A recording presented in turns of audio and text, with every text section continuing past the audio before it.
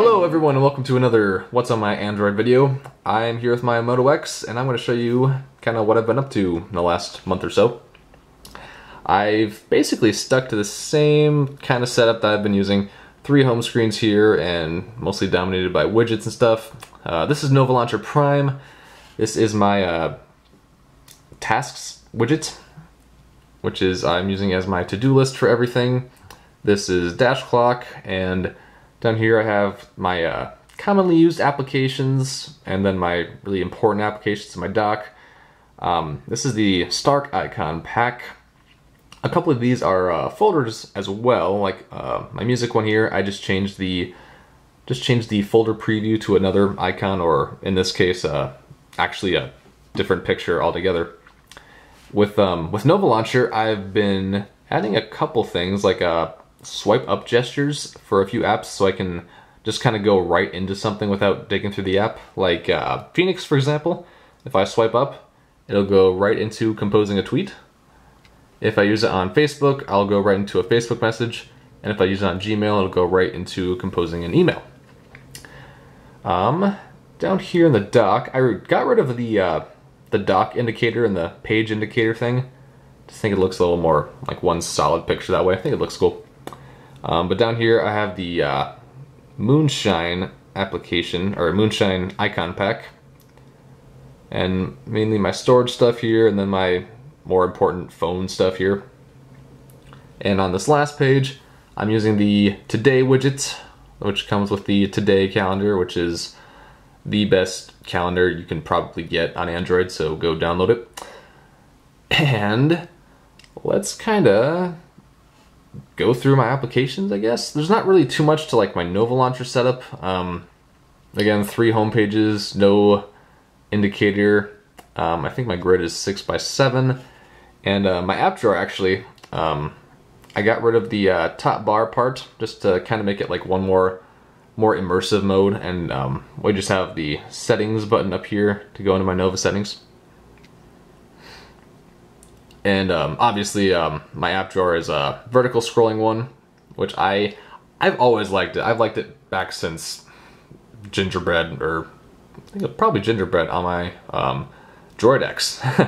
So I'm a huge fan of this vertical scrolling. And also to the side, I don't even know if this is updated, I have a just a gaming page, which, like my huge collection of games on my phone, I figured why not, but I'll probably get rid of that page. But applications, let's kind of just stroll through, I guess, whatever pops out at me. Just my typical like AccuWeather I'm using for my weather application. Google Authenticator, I have moved to using a 2-step authentication for my Google account. What this does is whenever you try to sign in to your Google account on an app or a web page or something, it will ask you for a code that this application generates. You just type in that code, and it's a one-time thing on whatever device you were sending in on, and you're good to go. Just a way to be a little safer in this crazy world. Motorola Connect, use it for texting from my desktop, which is always fun. Endomondo, I had a little revelation about health applications recently, but long story short, I don't really care about tracking my health and fitness data or whatever on my phone. But I'm going to use this application, for example, for my running, just because it actually is functional. For example, I can set this to a distance goal. So I have a distance goal of 5 miles set in here. And when I'm running every mile, this application is going to spit out into my headphones a pace, a projected finish time, and stuff like that. I don't think it does calories, not that I really want them anyway. But yeah, this application is actually really great, so I would suggest that for all my fellow runners out there. Evolve SMS, I've kind of been on a quest to replace the stock Android applications that I don't really like, Hangouts and text messaging to be one of them. This app is free in the Play Store. It looks really good. I would open it up, but I got all my messages in there. No one wants to see that. But go check it out. It's a lot better than Hangouts in my opinion, and if you pay 99 cents for an in-app purchase, you can unlock themes, and I'm a big fan of dark themes, so that's why I'm using that. Phoenix, I'm also using a dark theme on Phoenix for Twitter. Gesture navigation, this is again with the exposed framework and all that jazz. I'm still using it for my 3-finger swipe down, and 3-finger swipe up to get to the menu. And this is mostly for when this is in my little car dock in my car. And turning the phone off without touching the button is just cool. Gravity box. I don't want to get into all the details about that, but I have the battery indicator changed, and then I reordered my quick toggles with that as well, and also the Android L buttons down here, of course. John GBA. These are a kind of series of emulators. I know there's one for the Game Boy Advance and the Game Boy Color. I don't know off the top of my head if there are any others of the John variety, but this is the paid version. There are free versions of these. These emulators are really well done. I've got some Emerald action going on here. You can you can customize a whole bunch of stuff. You can change the entire layout of all the virtual buttons where everything goes, quick saves, fast forwards, and everything else to make that nostalgia Pokemon experience that much better. So I would definitely recommend checking that out. I think it's a lot better than a couple of their variants and some older free variants you might find online. What else? MyFitnessPal. Again, I'm kind of done using. I'll probably uninstall that. OneDrive. Recently, I changed up kind of how I do my cloud storage. I am storing all of my photos and all of my documents, like the smaller ones at least, from my desktop, and I'm putting those on OneDrive. And my more current projects, like stuff for school, for example, I am putting on my Google Drive, along with some other like important information, like health insurance stuff that I want at all times whenever I can. I had like 18 free gigs. I figured, why not? I might as well use it. Plex is a media streaming service. I got when it was on sale a couple weeks ago or so. What it does, you can stream the media from your device, like my desktop, for example, a TV show or a movie or music for that matter, which is great. I mean, it works well.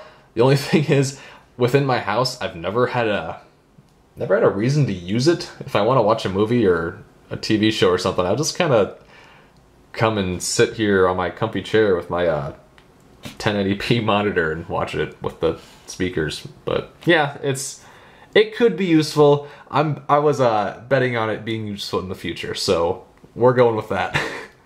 Podcast Addict, I'm still using this. I'm actually using this on my tablet more than my phone because I don't use my phone at work.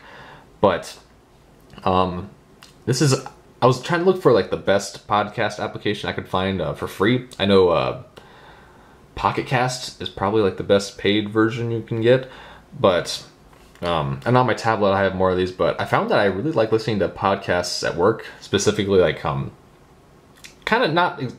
of for background noise, but also for like actually learning stuff.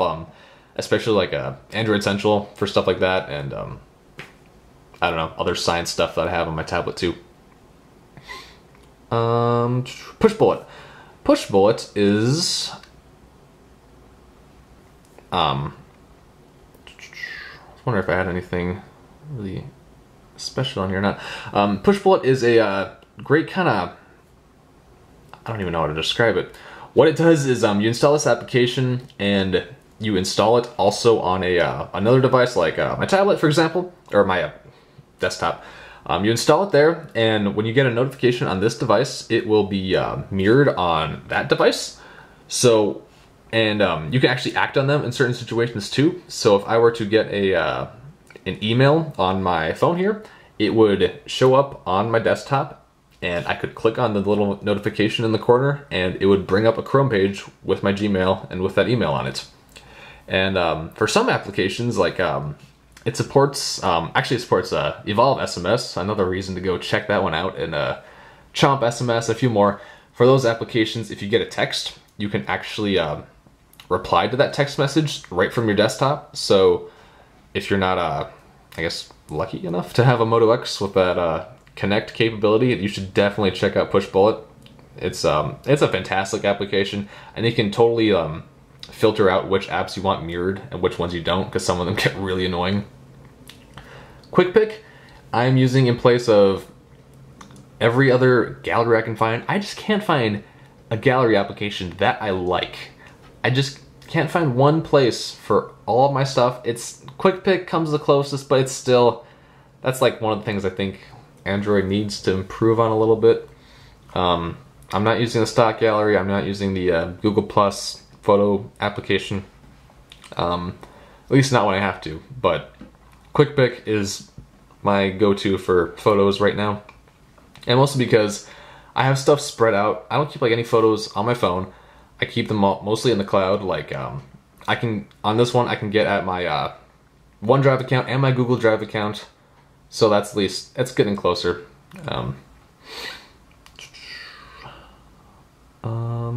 What else? Skype, I'm using Skype a lot more just because some of my friends don't have Facebook, kudos to them, and they don't have any other means of like instant messaging when I'm not connected to a network, so I'm really not a fan of Skype. There's other options out there, or if anyone could just, everyone could just use like Google Hangouts, because I feel like it's so much better.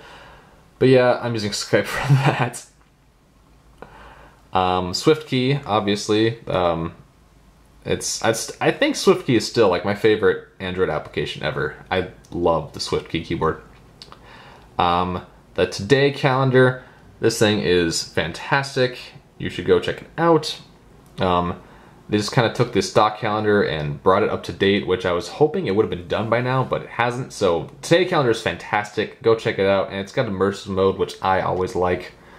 And that widget that you saw on my home screen was really sexy too.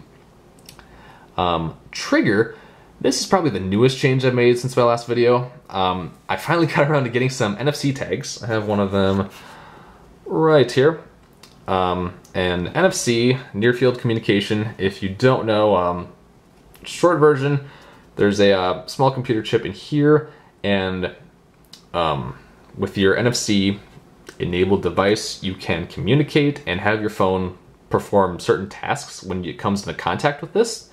For example, this is my my home chip, I guess you would call it. Whenever I tap it with my phone, it's set to a predetermined profile that I want for when I'm at home. So give that a tap, and it was actually, I already tapped in because I tapped in when I got home, so it was set to leaving home. But if I tap again, it says, "Honey, I'm home." And what this does is, I think it will turn on my Wi-Fi, turn up my ringer, turn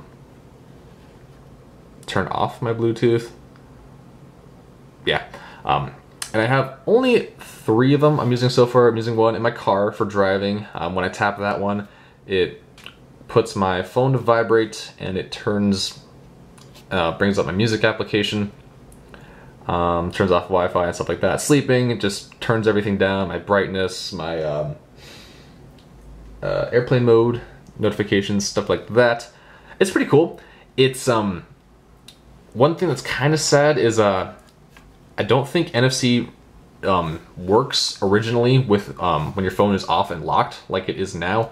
However, I did find an exposed module that allows it to work when your phone is off. But I mean, if you didn't have that option, it would be, I think it would be kind of a pain in the butt to unlock your phone every time you wanted to use it. Because this way I can just give it a quick tap when I'm on my way out the door, you know, when it picks up. Sometimes it is finicky. I noticed it varies from chips. Like this one's pretty spot on, but like the one in my car, sometimes it just won't register it when my screen is off. So that's could be something on the exposed side, but anyway, NFC, really cool. I could do a whole lot more with this chip, and when I get more free time, I'll have to do a lot more trickery with that.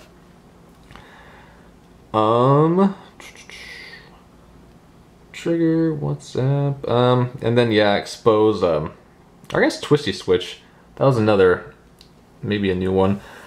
This is another module from Exposed. You can use this one to set a different application for when you twist your phone. I still have it set to the default Moto X camera. I would be using the Google camera because I like the layout of that a lot more. However, I don't know if it's just me, but I have a really annoying bug with it. But I think that about does it for everything of importance that I really want to point out. So thanks for watching, guys. If you have any questions, feel free to leave them in a comment. I will help you out to the best of my ability. And theme on, you Android lovers, you. See ya.